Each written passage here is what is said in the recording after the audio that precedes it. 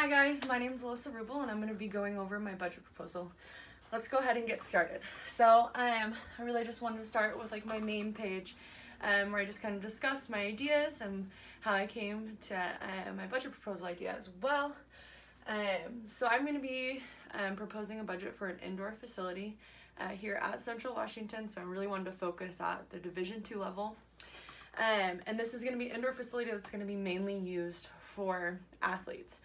I am currently a PESH major, a PESH GA at Central, and I definitely see quite a bit of the strain that happens here between athletics and also, the student body as well, trying to use facilities. And since we are a NC2A Division II team with a football program, we need that extra space to be able to appeal to recruits and definitely just make the space more functional for not only athletics but also for the student body.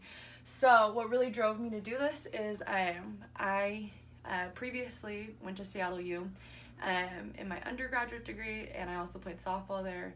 We had our own space separate from just like the typical student body or anyone that was able to work out, and it was just such a great experience to be able to have that space, not only for our strength coaches, but also for our coaching staff to be able to come in and watch us. Teams, we were able to work out in our own time slots.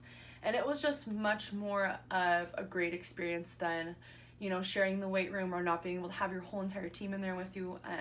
Often I know that's a really big thing. I know football teams are huge and that's not really possible to have everyone in there at the same time. But football, rugby, baseball, softball, like all of those type of sports really do suffer because they don't have that type of space that they need to be able to adequately work out. So that's kind of my driving force behind my idea. Currently, Central has 428 student athletes. We're looking at a little bit of an imbalance, a little bit more male teams than female teams here. But overall, with that high of a number of student athletes, I think it is very necessary for there to be able to be a space where you can have your entire team, lifting, weight training together. That's a huge part of the game, and then also being able to utilize that space for practice, because we do have really severe winter months here, and taking that away from outdoor sports is huge, and especially when we want each and every single one of our teams to be competing for a national championship. I see this space as being such a benefit to not only just the school itself, but our athletic program to reach the highest peak that it possibly can. So I made a spreadsheet so we can kind of look at kind of a breakdown of the finances.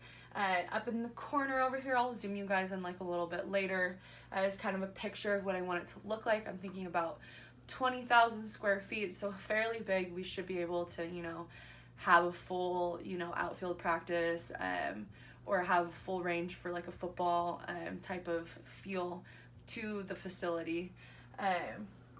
So that's kind of like my idea, and then kind of have like weights off to the side or have it being able to be interchangeable. So I want it to be a fairly large space, and I would really think about building this and maybe in the two open fields, either or, that are adjacent to the baseball field or right next to the football field. I think that would be a great way how to utilize that space that's kind of like empty and not being used to the best of its capabilities. So here I started out with employee wages, and basically within this I really just broke down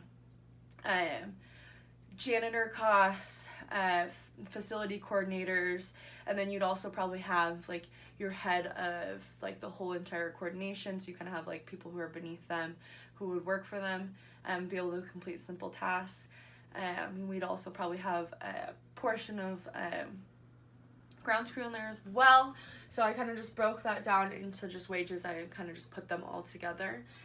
And then as we bump down, we look at overall just facility costs. So we're going to have basic utilities, and I kind of broke each one of those down. So I did gas, electric, water, and then I jumped down to, internet access, which is something that's very important.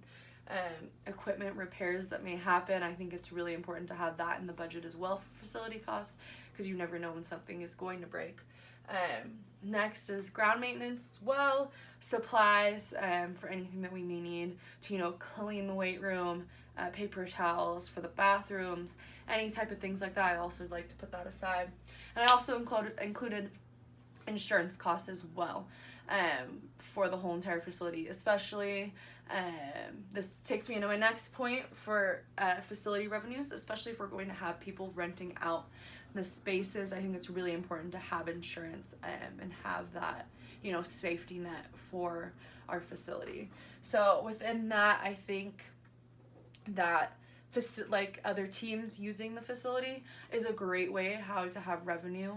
If a rec team wants to rent the space out, I think that would be a great way. Or even select teams that need space to practice for. Like I said, the winter months are very severe, and there's always so much more of a demand for this space than there is a need. So I think that that's a great way how to make money. I really tried to focus a lot on, you know, I did January through May, and then I think we could make even more money during the summer months when people do leave for the summer. And I also, you know, took that same kind of concept with the facility costs as well. During those 3 months when people are gone for the summer, you know, our costs should lower. We won't need as many janitors. We won't need as much, you know, maintenance on the facility or facility coordinators.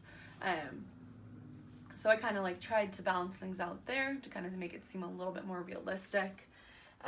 Next, I went here and I looked at expense analysis, and I kind of put it in a pie chart kind of to make it just a little bit more clear.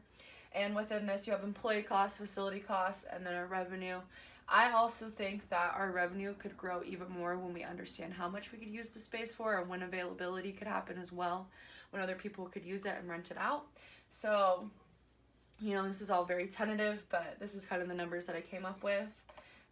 Within my proposal, some of the evidence that I found, I used from a website that did a breakdown of all of our sports, the revenues, costs, everything.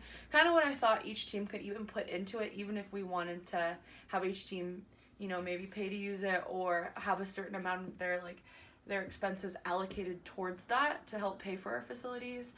I think that would be a great way how to help offset some of the costs. And then down here is actually a spreadsheet I pulled from Central Washington's main website from their budget analysis page, which also shows a breakdown of just simply what it is to, you know, run a departmental building at Central. So I really thought that these numbers were a great way how to kind of apply that to an athletic space, although, you know, it's going to be bigger. I thought this was a great way how to kind of see how much it is for a building to be ran here. So I'm going to go ahead and I'm going to kind of zoom you guys in on this.